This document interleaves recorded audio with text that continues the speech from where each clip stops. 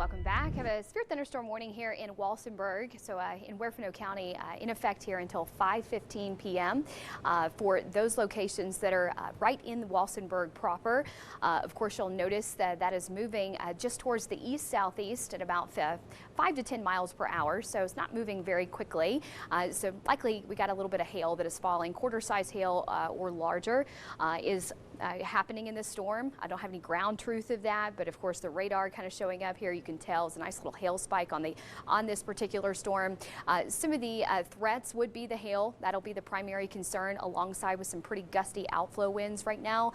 As that storm starts to fall apart, that will be a big concern as we move through the next 30 minutes or so, especially if you live just east of Walsenburg and that storm's going to be tracking towards your region.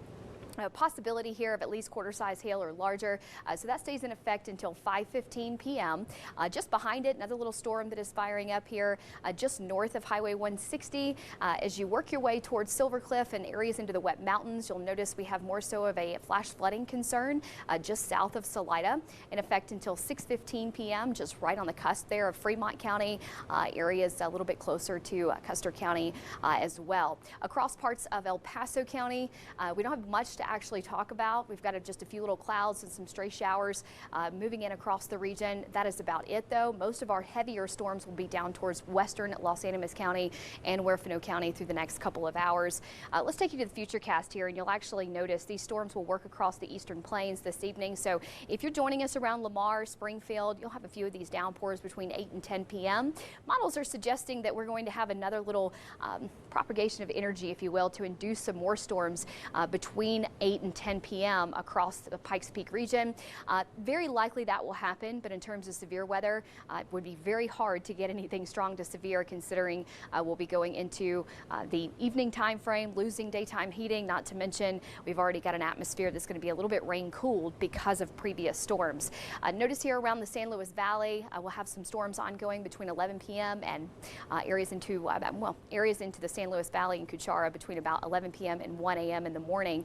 And then we'll have some partial sunshine in the morning, but the difference between today and tomorrow is these storms are going to fire up a lot quicker through the day. So about 1 o'clock, you can expect to see storms rolling off the Rockies and into Colorado Springs, Black Forest, Canyon City. They'll be very slow moving, and that will cause flat ponding on the roads and a little bit of flash flooding. So tomorrow poses the most threat for flash flooding and a lot of water building in especially low-lying areas due to these upper-level winds being so light. These storms just won't move along very quickly, and that is going to result in the flash flooding concern for us tomorrow.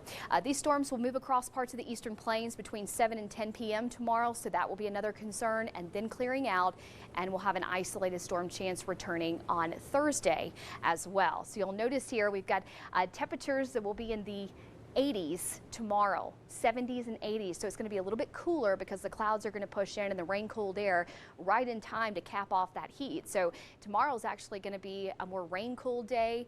We'll have temperatures in the 60s and 70s in Woodland Park. So we're not going to warm all that much. And that is also going to be another contributing factor to a lack of sunshine, even in the latter portion of the morning time frame.